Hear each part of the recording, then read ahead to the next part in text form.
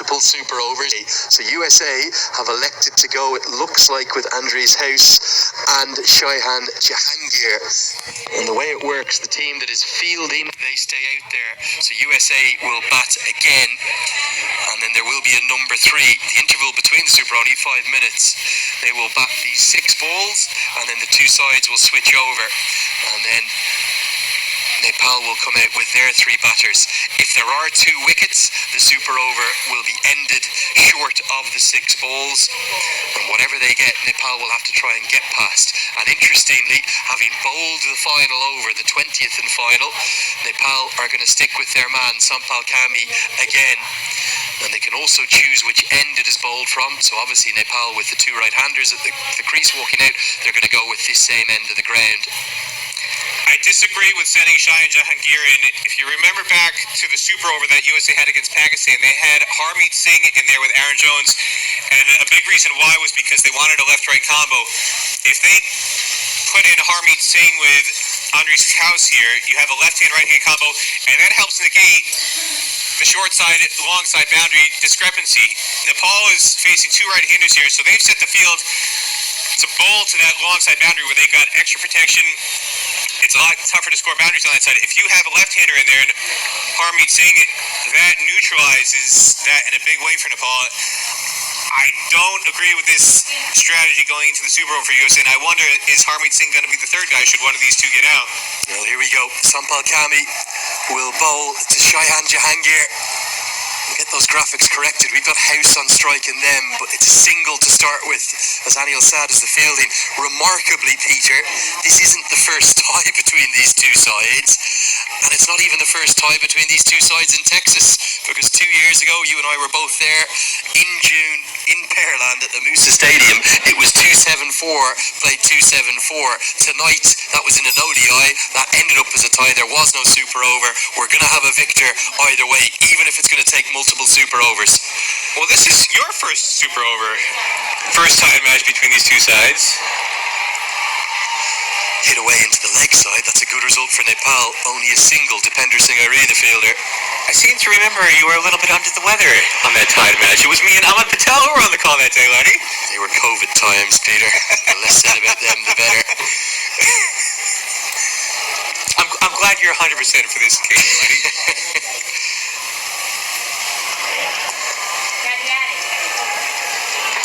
But the fans who are here tonight, they're catching cricket fever in a big way, Lenny. I wonder if all those people leaving the Kevin Hart show, they might want an encore in Grand Prairie Stadium. Fill it up. They're loving every second. 2 off, 2 balls. Our graphics just a tiny bit incorrect. Bowls him straight through. And listen to that roar. Sampal Kami is holding his nerve up to death. And Nepal are sensing a win for the ages, pulling it out of the fire. USA in real trouble halfway through the super over. Well, again, I disagree. Well, quite remarkable. What a feast and a treat we've been given here on a Saturday night in Texas. An atmosphere that's quite unforgettable, as Aaron Jones is the one who's chosen to walk to the crease. A chance at redemption for him after what was an LBW decision that he clearly didn't agree with. Well, I said earlier the candles were blown out by Sampal Kami. Is Sampal gonna kick the candles over now?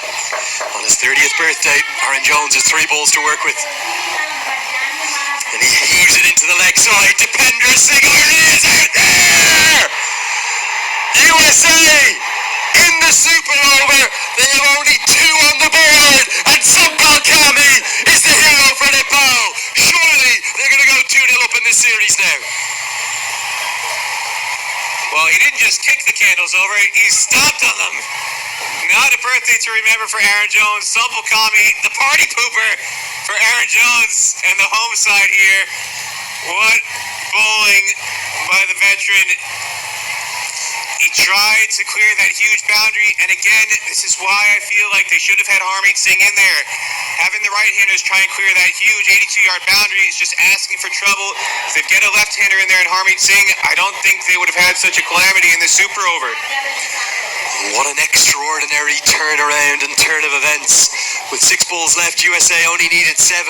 Sampal Kami's bowled the next 9, including the super over. He's only conceded 8 runs and he's picked up 3 wickets. Exceptional bowling from one of Nepal's very best.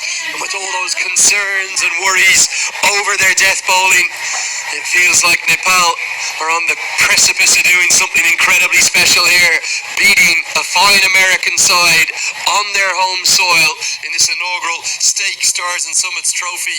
The super over ends with those 2 wickets. USA have only 2 to defend. Well, and if you recall the super over that USA bowled against Pakistan, Sarabhan Chavalkar bowled it because he had plenty of runs to defend. In this situation, I feel like you got to go with Ali Khan. You need somebody who could blast out the stumps. Sarabhan. We're going to see if we can bring you those 2 wickets from the super over. Here is the second one of them. Is it rather fitting, Peter, that Dipender Singh Arya was on the final ball in regulation time who affected the run out? And then he also took the catch. Here's the 2 wickets back to back. That was the first one, a little feather of an outside edge. And then fittingly, Dipender Singh Arya in the deep, doing what he does yet again. Well, he's making a strong play for player of the series here, Lenny. Player of the match yesterday, and he's been a magnet for the ball here at the tail end of this match. Ran in for the run out to end regulation, and now cements the second wicket of the super over with that catch at deep mid wicket again. And Sampal Kami, you can't wipe the smile off his face. Well, Peter, if you know Sampal Kami and Karen Casey, they are thick as thieves. They are the best of pals. They do everything together, and they have been the most remarkable servants for their nation. They very rarely don't have a smile on their face, and at times they come in for a lot of criticism from the Nepal fans because they have had their problems at the death. But against a much vaunted USA side, we heard Rohit Paudel talk at the toss about this is an American team that have beaten Pakistan, that have beaten Bangladesh. They're acutely aware of how good USA are, but here on American soil, albeit with very much a Nepali feel, with the exceptional numbers of Nepal fans that have turned out to support their heroes, they're right on the brink of doing something very special, because USA, well, they look run ragged, don't they? They look like they're defeated before they even walk out for this second half of the super over. Well, that tied match 274, played 274 in Paralympics 2 years ago. That was a losing tie in the eyes of a lot of USA fans. They really bungled the tail end of that match. There was a double century stand between Stephen Taylor and Monak Patel in that game, and then nobody really remembers it because they really goofed up at the tail end of the chase. And again here, it was essentially a losing tie. USA was in command heading into the final over. They only needed 7 runs to win off 6 balls. 99% of the time, that's a team that's going to get across the line, especially with 4 wickets in hand, and yet they couldn't do it. You'd call that a losing tie heading into the super over for USA. They were in a far more dominant position at the tail end of that chase, and here we go, having scored only 2 runs off this first half of the super over. They've really shot themselves in the foot in a big way, and it's gonna need Ali Khan to spear the ball into the feet of the Nepal batters, but they're not going with him. They're gonna go with Sarabhan Chavalkar again. I don't know if I agree with this. I feel like Sarabhan Chavalkar bowled the super over against Pakistan because in that situation he was better suited to it. In this situation, you need somebody who's going to explode the stumps with raw pace, and I think Ali Khan is the guy to do that. USA management obviously feels differently. What's the approach, I suppose, fascinatingly, for the 2 Nepali batters that have been selected? The captain is taking the responsibility himself. He's going to also take strike, and the man in form who was so brilliant today, surely nailed on to be the player of the match, Kushal Bhurtel, with that wonderful innings of 92 not out that came off 54 deliveries with 7 4s and 6 6s. What's their approach going to be? Are they going to tap 3 singles? Well, Powell going to say, I'm going to get it done in one delivery. These two guys, they're lightning between the wickets. They're quicksilver. If I were them, I would do what USA didn't do at the end of the match. USA was in a position where they just needed to tap and run. Harmeet Singh, I'm not sure what he was thinking, trying to heave a six with 2 overs to go. Here we go. It's 3 to win, 6 balls to do it. And it's a oh no, it's not. It's a misfield. Aaron Jones, it slipped through his fingers. On his birthday, he's had a birthday to forget. Out not once, but twice. And now a crucial misfield. Well, I can't fault him too much. He shouldn't be in this situation.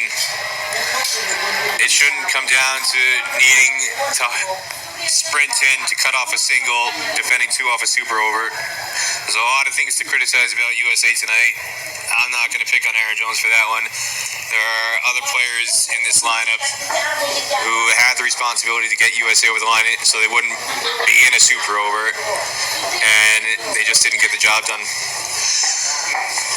Well, it was regulation, being honest, Peter. He didn't have to sprint a yard. He was standing at a silly mid-on. It just burst through his fingers. It's probably not going to end up being the difference between the sides. I'll agree with you on that much. But USA, credit to them now, they are actually going to gamble. They're bringing everyone in. They're not just going to allow Nepal to run 2 more singles. But Bhurtel, you would imagine, might just put a flourish to this finish with a boundary. They've only got 1 fielder outside. It's Chu, check that. They've got a deep third and a deep square leg. Those are the 2 fielders outside the ring, and they're hoping for a brain fade from Kushal Bhurtel to give a boundary catch. Everyone else in saving a single. It's 2 to win. And he whips it elegantly out to the leg side. Any single from here will do. And the Nepal fans are on their feet. They know they're on the brink of a historic series victory here. And they're going to do so in the most dramatic of fashions.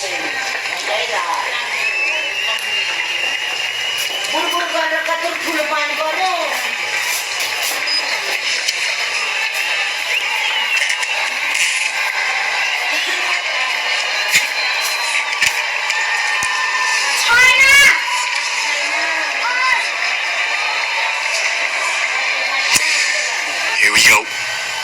Just 1 to win, 4 balls to do it. No is the call. Well, the cardiac kids, they're known for their drama, Peter. There's always a twist. Well, if they can't get a single from here, this would be the most... Just a reminder, there is another super over. I was gonna say, there's 3 dots this or would 2 be the wickets. most unglamorous super over if Nepal can't go over the line. This might be a super over that sets back cricket a decade if they can't get over the line here, Lenny. 3 balls remaining. Any run will do. USA need 2 wickets from one of their heroes of the World Cup, Sarah Netravalkar, or 3 miraculous dots. And Powell guides it away and gets the single. And Nepal get the victory. They take an unassailable 2-0 series lead, much to the delight of the thousands of fans who packed this Grand Prairie Stadium. It didn't look likely for much of the chase, but thanks to the heroics of Sampal Kami, allied with Kushal Bhurtel's return to form, a first 50-plus score in international cricket for over 6 months for him, his innings of 92 not out, Karen KC's 3 wickets, and Sampal Kami's heroics in the 20th over, and then again in the super over. They've guided Nepal to a famous victory on the most sensational of Saturday nights in Grand Prairie. Nepal, they just don't know how to win a match by a comfortable margin, Lenny. They always take it down to the final ball, the final run.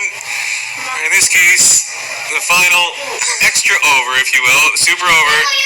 Rohit Paudel and Kushal Bhurtel walk off with smiles on their faces. USA on the other end, they're going to be going into the locker room wondering what on earth just happened. This is almost, in some way, shades of what happened in the Netherlands, where they had winning positions and then inexplicably shot themselves in the foot on numerous occasions and just froze, couldn't get across the line. And Andrew's house in particular, Peter, he looked shell-shocked, doesn't he? And you can understand why. The match was literally in his hands. It's harsh to criticise the man who was the highest run scorer of the chase, but even just a few strokes along the ground to the bigger side would have done, and he holed out. Well, it started with Harmeet Singh's dismissal in the previous over in the 19th. Again, at that stage, USA really only needed a little over a run of ball, and he'd just taken two off the previous delivery with a very clever tap and run into a huge amount of green grass in the leg side. All he needed to do was do that a couple more times. Instead, for some reason, he tried to smash Karen KC back into the sight screen, didn't get enough of it, and then Andre's house, same thing. You're in a situation where you just need to run a ball in the final over, and he tries to clear the deepest boundary in the ground, 80 plus yards, when all he needs, again, tap and run into the leg side. You're with a high percentage chance of picking up two, and you can literally jog to victory. Instead, USA has somehow managed to bungle this in a big way.